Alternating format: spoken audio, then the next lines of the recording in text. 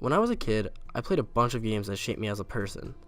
Among those games were the Metroid Prime Trilogy, Super Monkey Ball 2, F-Zero GX, Roller Coaster Tycoon 3, and just about any Pokemon game I could get my hands on.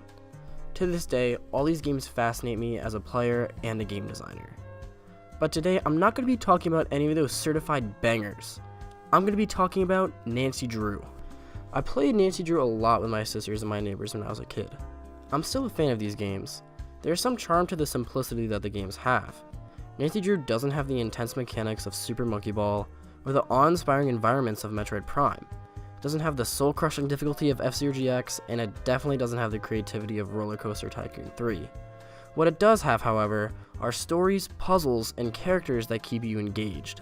That's why today, I will be looking into the remastered version of the first ever Nancy Drew game. What makes this game tick? What keeps players interested in the game? Why are characters the way they are?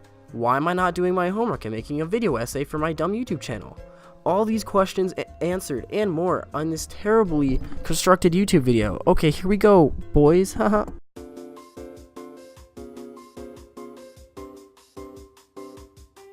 For those who are uninitiated, the Nancy Drew series are point-and-click mystery adventure games created by a developer called Her Interactive, whose mission statement is, and I quote, "Our vision is to be the undisputed leader in creating high-quality, fun, and inspiring games for girls of all ages." As you can probably tell, I am not a woman, so I am not the target audience for this game. Due to this, I'm not going to be able to speak to that part of the game, but what I can say, however, is that my sisters and neighbors, who were all females, absolutely love these games, and we played them a lot while growing up, and the large majority of the community that played these games are females. Although I think it's great that Her Interactive is trying to get women into gaming, I will be looking at the game from more of a casual player's perspective. Just because their target audience is women, I don't think that men can't play these games, and of course that doesn't mean that all women are going to enjoy these games. Players seeking out Nancy Drew games are seeking out a slower paced gameplay and a strong story more than they are looking for flashy gameplay and intricate mechanics. Due to this, I've determined that what makes a Nancy Drew game a good Nancy Drew game are plot, puzzles, and characters.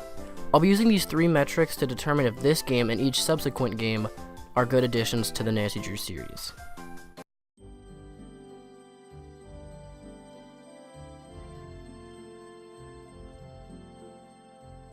The mystery begins with Nancy at her desk.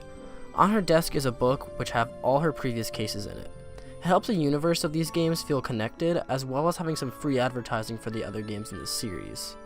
There are a few other references to other games on her desk, which is a really nice touch, as well as a book titled How to Be a Detective, which is a tutorial for new players. Most importantly is the case file, which is a summary of what case you're about to try to solve. A student named Jake Rogers has been killed in a Florida high school. Nancy's job is to go undercover into the high school and find out just who done did it. Who killed this guy? Who knows? The intro does a good job of giving us a basic summary of what we will be doing throughout the game. It doesn't overstay its welcome, but gives the player enough information to feel intrigued. The game gets straight to the point with the information that you need to know. There was a murder, you were hired by a detective that goes by the name of Beach, which is really just a terrible name, and you were going undercover as a student, going back to the hell that is high school to try to figure out what happened.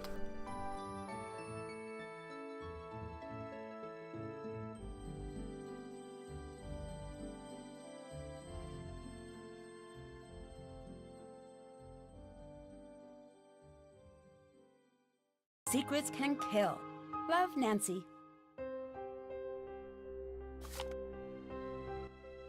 We start in Nancy's aunt's house, whom we never actually meet.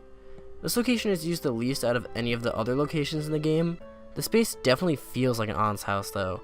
There's a lack of anything fun to do. There's a tidy room for guests that are probably middle-aged moms for a wine night. The space is small enough so that the player can get around and get used to the very limited control scheme of the game. Starting off in a small space like this helps the player later when having to navigate the larger high school. So the first puzzle we have to complete is opening Aunt Eloise's safe. This is super easy because the answer is literally on a sheet of paper like 5 feet away from her safe. However, this helps the player understand a crucial mechanic of the game. Not all answers to the puzzles are going to be right with the puzzles. Sometimes you will have to check another source in order to complete a puzzle in a different location. The second puzzle is a basic slider puzzle. This shows the second type of puzzle used throughout the game, puzzles that do not require references to other information in the game. I prefer these to the first because I prefer logic puzzles over having to check between the source and the puzzle, but that's more of a matter of opinion. We get the school computer password, and lastly are greeted to the last mechanic of the game, which is talking to people. We get a call from Detective Beach and have a short conversation with him before he hangs up and tells us to meet him at the diner. More in this game than any of the others, the first segment is very much set up as a tutorial. This game is a remastered version of the original game, and when they say remastered, they mean it. The script, most of the puzzles, and environments all remain the same. The way this starting segment was laid out is no accident. It introduces the three main mechanics of the game in exploration, puzzle solving, and talking to characters. It's set up in a way that doesn't seem like a tutorial either, making it a really smart design.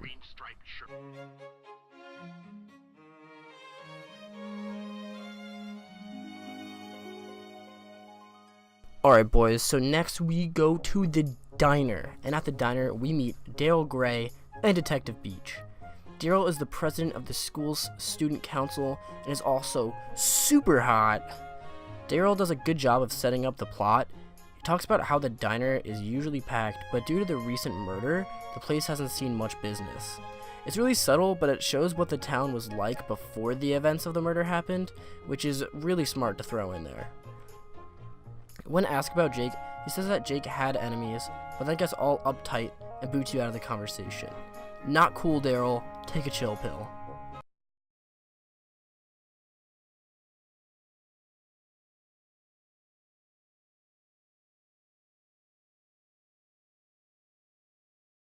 Next we talk to the creepy green shirt dude in the corner who is Detective Beach. He decides it's a great idea to debrief us on the case at hand, and which is good. Thank you, Detective Beach. Detective Beach is the only character added in the remastered version, which is really important to remember because I'm going to roast him later, but we'll get to that. He's a little awkward, and Daryl called him a creepy guy in a green shirt, and to be honest, Daryl is completely right. He's pretty creepy looking, but we'll get to roasting him later. He's just here, alright? The diner itself is pretty good looking. Like, the graphics team did a good job, I would say, but there isn't much to do other than talk to the two characters. And in my opinion, that's a huge missed opportunity, because if you're going to remaster a game, I think you should add more in. Like, you shouldn't just take the script, throw it in, and retexture it, but that's kind of what this game is, and I'll get to why that's a problem later. But especially right now, like, the fact that there aren't more puzzles added in the diner makes it kind of not good. It's not great. It's not a good look. And the reason why is, like, you have these three locations, and basically everything that happens in the game takes place in one. And for a game that to come out this late into the series that's remastering the original game, you would expect them to bring it up to snuff with the newer games, but they don't. And it's very much, like, this is very much the first sign that this is a 90s game looking like it came out in 2010. Next is to the high school, and I'm gonna talk about the environment later, but as for now, I'm just gonna be talking about the characters that we're meeting. So the first one is Hector Sanchez, aka the Hulk, and the Hulk has superpowers. Somehow he is able to change the poster on the wall in record time. Crazy, out of this world. I honestly don't know how this made it into the game, and it kind of like pisses me off. Like, maybe they changed it later, but it's like, it's so obvious. Like, I don't even know how no one caught it while playtesting. It's pretty crazy. Anyway, Hulk is one of the top football prospects in the state, and he calls Jake Rogers a punk, and then when questioned about it, boots you out of the conversation. Yeah, just sneeze and it'll swim away. Seriously, the Manatees are a great team at a great school. Everyone is cool, except for a few punks like Jake Rogers. Jake Rogers? I knew Jake, but I didn't hang out with him. Sorry, can't talk now. I gotta go to practice. I'm definitely side-eyeing calling a dead kid a punk. You know, like when a kid dies, you usually aren't like, oh, well, you know, he was a punk anyway, whatever. So, I mean, I don't know. Not really sure how I feel about Hulk. So the next person we got is Connie. and Connie thinks that Daryl is a total hottie, and let's be honest, she is completely right. Hot. And then when asked about Jake, she says he was some wannabe stud and a total creep, and then also boots you out of the conversation. I'm sensing a pattern here. Daryl's one of the coolest guys at school. Who was killed? Oh, just this wannabe stud named Jake Rogers. What do you mean? Jake Rogers was a total creep. Nobody liked him. I gotta go now. Later. But I also don't understand why everyone is so pissed about this dead kid. Like, no one is like, oh wow, it's a real tragedy. Everyone's just like, nah, that guy. Next up is Hal, and Hal talks about how Hulk has an injury, as well as saying that Connie dated Jake Rogers, who just called him a creep. Looking really suspicious, Connie. Anyway, when asked about Jake's locker combination, he says that he can't help you, and then boots you from the conversation. Do you know the combination to Jake Rogers' locker? Do you know the... I'm sorry, Nancy. I can't help you. See ya. Goodbye, Nancy. The high school environment is like definitely unsettling for sure. The fact that it's a high school definitely adds to the spookiness factor, because as we all know, high school is where dreams go to die. Other than the suspects, there's no one else in the school, which is mostly due to limitations, I think, but honestly, it definitely makes the school feel a bit more creepy. Maybe I'm looking into this a bit too much, but the fact that it's also made up of a lot of corners and blind spots helps the school feel a bit creepier because you don't really know what's behind there and keeps the player on edge. But that also could just be because I'm a game design major and I'm looking into this way too deep. One of the first main puzzles in the high school is opening Jake's locker. And this puzzle is pretty brain dead and what us game design majors would probably describe as not good. So Jake's locker has 4 numbers on it, and you're supposed to look at your cell phone and spell out Jake with numbers. To me, this seems like a pretty big jump in logic, most likely because I'm a 2000s baby, but there's not really a lot of information or any information in the game pointing you towards this, so the fact that anyone would really try that kind of surprises me, but maybe I'm just dumb. Overall, I would say this puzzle is pretty bad because it's not challenging and there's not a lot of information pointing you towards the solution, and the combination to get the solution is extremely easy, so there's not a lot going on here, and it's just pretty bad. But it's not supposed to be a big puzzle, so I kind of get it. It'll pay off later, right? So then, once you put in that dank combination, you open Jake's locker and find 3 vital pieces of information. A newspaper article about a judo competition where the winner wore a mask, which I don't really understand how that's legal, but whatever. A newspaper article about stolen drugs from the local pharmacy, and an English essay book. There's also an empty cassette tape. These 3 things are absolutely vital for the discussion about the characters later, so just remember that they're there.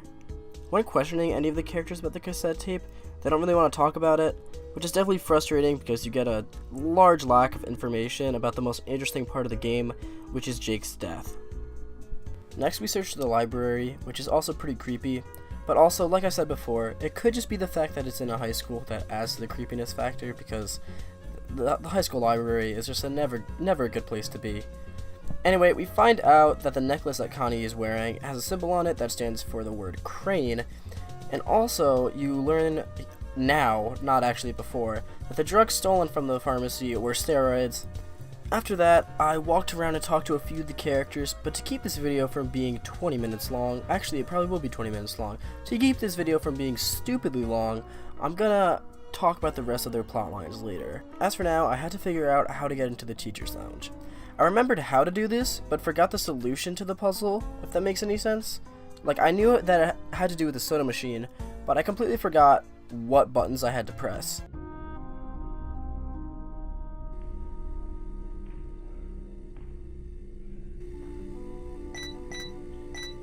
Nice one!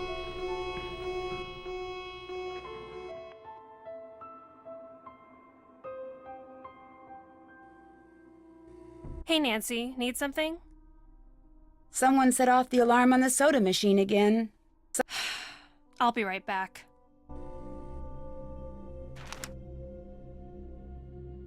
The solution is located on a billboard somewhere in the high school. These messages on the billboards have clues about each of the characters, such as, find the morning edition and discover another crime. The answer is in black and white to who will do the time. As well as, a symbol of kanji, worn with great pride, reflects big secrets, and someone must hide. He did what it took to make the grade, even if it meant cheating, to keep up his charade. Now, all these are really interesting and do a really good job of creating suspicion about each of the characters, since, spoiler alert, these each have to do with 3 of the main characters in the game. The game actually does a really good job of giving each of the characters a reason to why they might have done the crime. Jake knew what each character did, and it seems one of them must have been pushed over the edge and killed him. However, for some reason these clues are written upside down, and it seems really odd that the players have to go out of their way to find these things and then read them upside down. It's just really obnoxious. Just write them right side up. I don't understand this design choice at all. It's just really annoying. So we bust into the teacher's lounge, where we find some more messages which are actually not written upside down. We also find the password to the maintenance room and Hal's essay that won a scholarship. However, it's actually the same exact essay from Jake's locker. So we go to Hal and we're like, Hal, what up with it? And he's like, hey bro, Jake was blackmailing me. Which is actually really nice, because we finally get some information about the kid who died, which is really important because he's the main plot of this entire game. The kid who died, and everyone's just been calling him a dick for the last hour. So finally we understand why someone may have killed him. Anyway, after that, we leave and we get a call from someone named Mitch Dillon, who basically gets all pissed and he's like, stop investigating, Nancy, you're getting too close. This is actually extremely important. Do not forget about this. I will be ranting about this later, but for now, just know that it happened.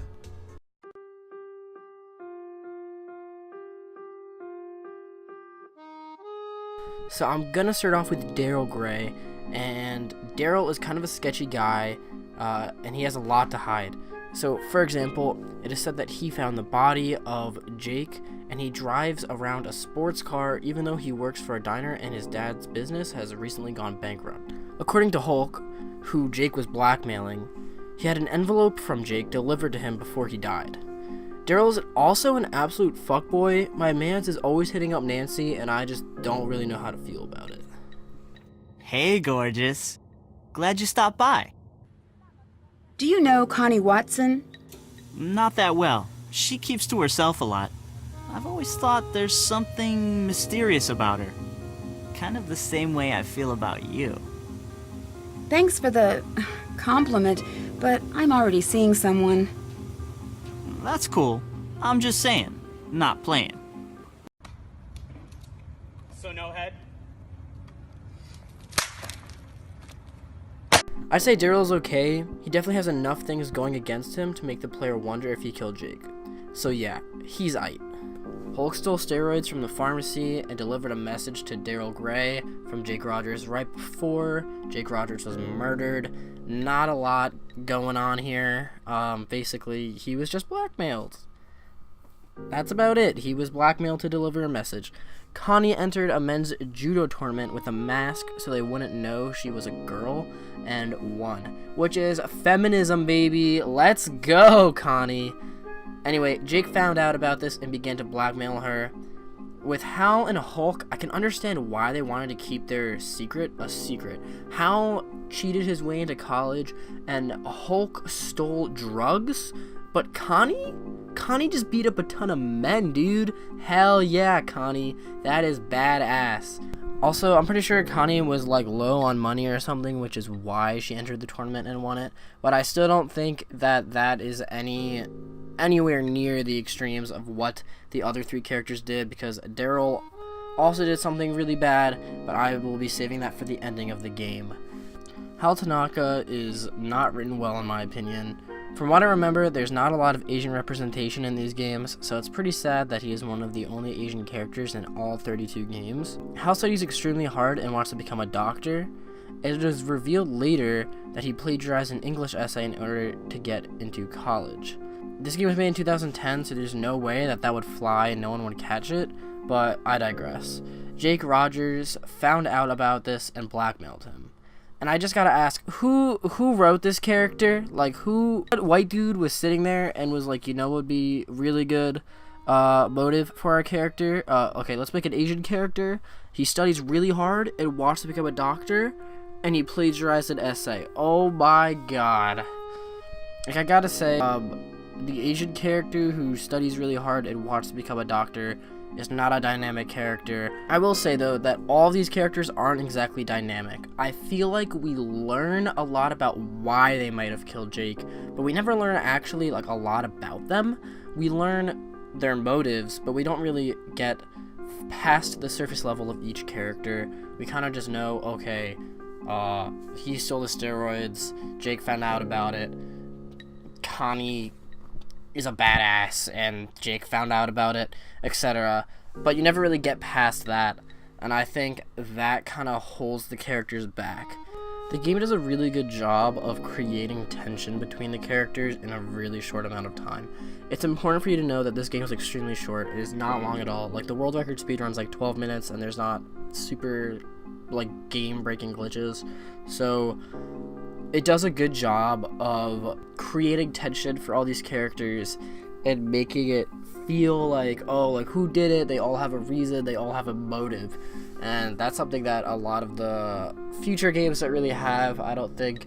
What is really good, though, is that Jake Rogers feels like a character. His presence is there. You feel like you know him from all these things that are left behind. He's almost his own character in the game without being there. And that's really good writing and really good design by kind of having the game directed by someone who isn't physically there. And I do give them credit there. That's really cool. Detective Beach, I will be talking about later. He's getting his own section because he sucks.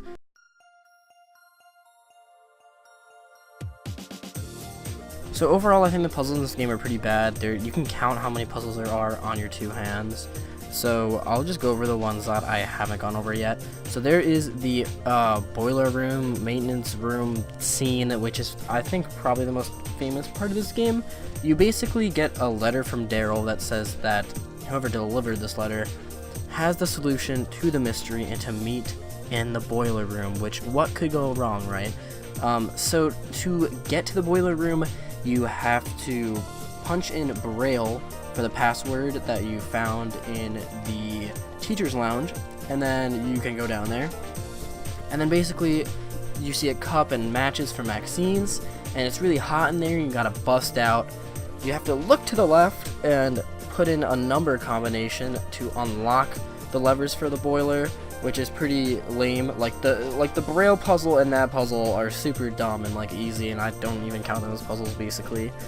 The lever puzzle is definitely my favorite puzzle in the game. It's actually kind of challenging. It has good time crunch. I actually died once or twice trying to do it. And it's a logic puzzle, which obviously I like. You have to get the levers to match an image of the levers that is also found in the room. And I don't know, I just think this is a pretty clever puzzle. Obviously this scene is also very important because Daryl gave you the letter and then you find stuff from Maxine's. So obviously it's kind of pointing towards Daryl, but obviously Detective Beach is also at the diner. But I think it's really intended for it to push towards Daryl. Anyway, after you bust out, you get a VHS tape that basically reveals all the blackmail for the students. The final puzzle of the game really irritates me because it is the only puzzle I believe that was like added to the game, and it takes way too long and kind of artificially lengthens the game because you have nothing left to do at like the point that you get to this puzzle. And you have to like cross-reference like 17 different things like found around the game and then check those with, I think, elements on the periodic table. I honestly don't even know like how this works because I've always used a spoiler because it just really is not enjoyable and I just don't want to waste my time doing it. So I hate it. I think it's so dumb. I think like literally think about it, you have to find 17 of these things around the entire game, so you have to check every little corner of this game, and then if you get one thing wrong, you have to go back and double check your work. It just seems like way too much work, and I'm just not into it. I would say the puzzles in this game are overall pretty bad. They're not great. They're not doing too well. But anyway, after you finish the last puzzle, you get one last cassette tape that reveals some stuff. I'm gonna get into spoilers in the end of the game here, so if somehow you have made it this far into the video without knowing that I'm gonna spoil the end or haven't played the game, yeah, spoiler alert, huh?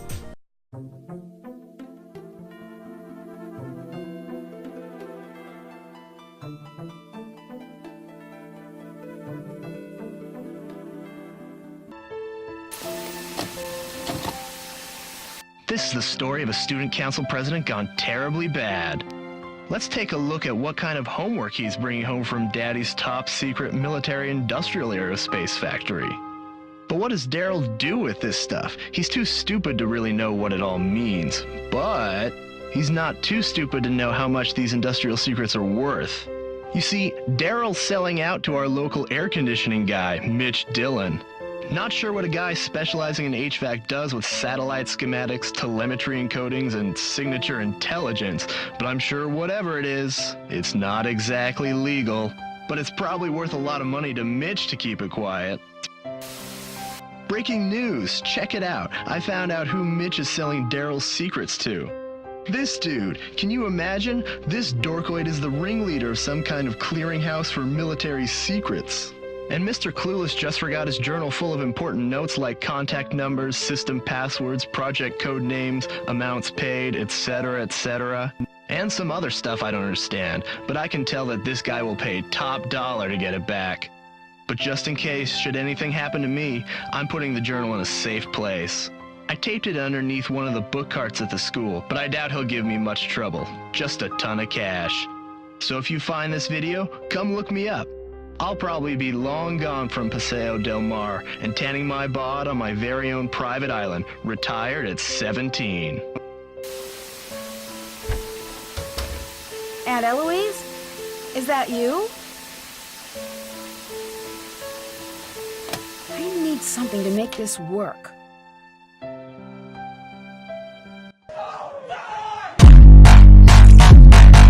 So as you can probably tell by now, I don't like Detective Beach. Like, I really do not like this character. The plot of this game overall is actually pretty solid. I think it's important that you remember that in the time that you watched this video, you could have beaten this game. However, in a short amount of time, a lot of conflict and tension has been created between the characters, the four main characters at least, and a solid motive has been given to each of them as to why they may have killed Jake. We've been finding out these kids' darkest secrets, we've been reading clues upside down for no reason, just for the guy who killed Jake to be some random dude added to the game for sales. Yeah, that's right, Detective Beach is literally only in this game for capitalism. So as we previously went over, the original script for this game remains almost completely unchanged, which means that the developers and writers who made this game in the 90s didn't expect a new character to be thrown in 20 years down the line. Which means, according to 3 out of the 4 other main characters in this game, Detective Beach does not exist. So you might be saying, well, he's an undercover detective, right? So that makes sense.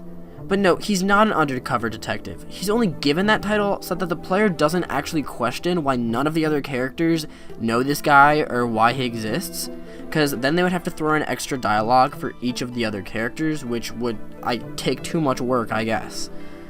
The only character that knows he exists is Daryl, and at the end of the game, it's said that the police don't even know his real identity. He's literally no one. He literally is not a person. There's a few hints pointing us towards that maybe he's not on our side, and I can understand why someone might say, oh, it's a twist ending, so it's okay. But there's one line of dialogue that really ruins any hope of this character and its ending. So, this Detective Beach and undercover assignment was just a ruse to get me to find your journal. You killed Jake, didn't you? Yes, I did con you into this undercover charade, and you just ate it up. I mean, you had the lingo, the self-important attitude.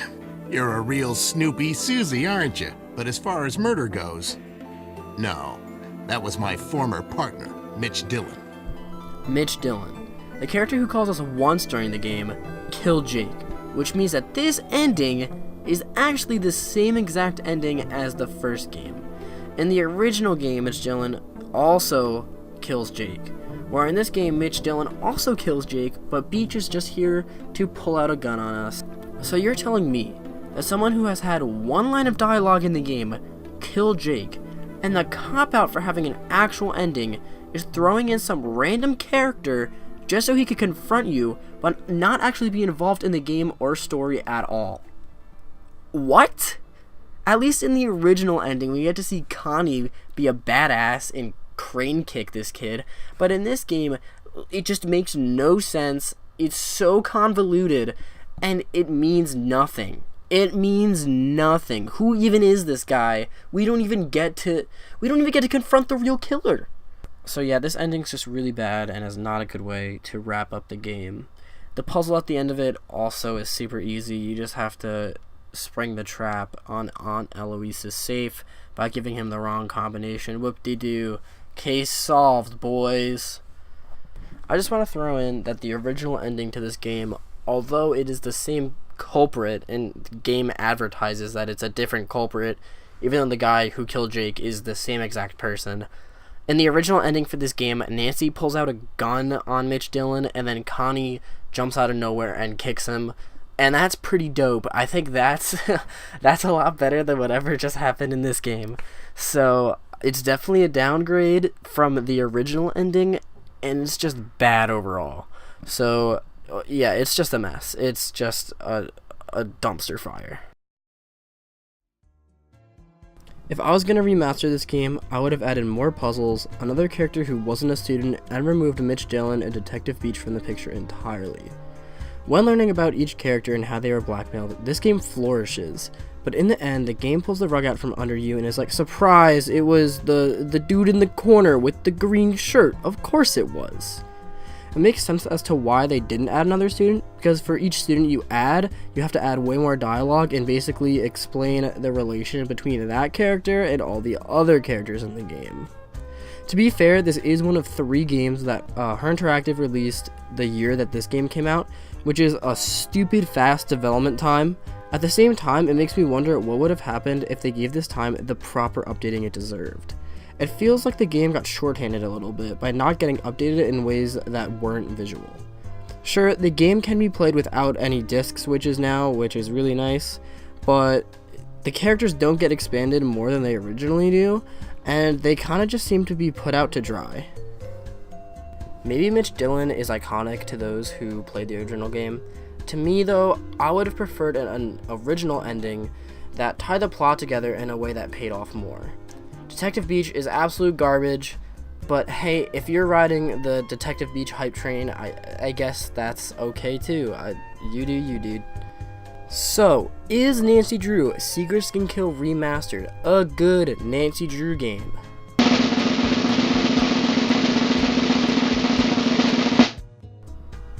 I declare it not that good.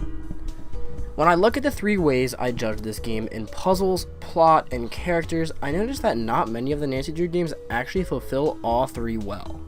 Many of them, and many of the best ones, I might add, only do 2 of them really well. The problem with this game is that it only does 1 of the 3 well.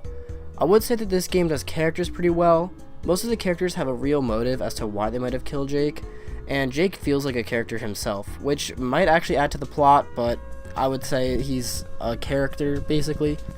The plot gets destroyed at the end of the game, and the puzzles are pretty much non-existent, which honestly is the fatal flaw of this game.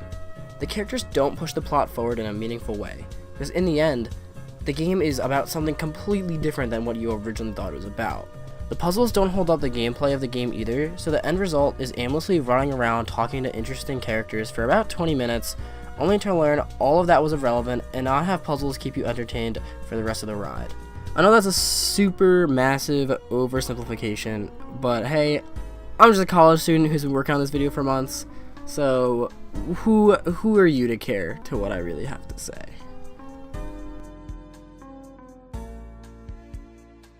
Hey everyone, if you got to this point in the video, I just want to say thank you so much for watching. I know this video was super long. I'm expecting to make a video on the Gaia project next, which is a board game, and then after that I'm not really sure. I've got some other stuff planned with my board game stuff and whatnot, so board game content will definitely be abundant, and maybe I'll even talk about another Nancy Drew game in the future. I do want to talk about all of them, but obviously there's like 32 of these things, and this video took me a really long time to make, so I'll have to see. But if you did make it to this point in the video, I just want to say thank you, and it means a lot to me because I put a stupid amount of work into this really dumb video. So yeah, leave a like and a comment and subscribe so I can drop out of college. Alright, peace out guys, it's been real, and have a dank week, month, year, life. Yeah, hell yeah, see you later.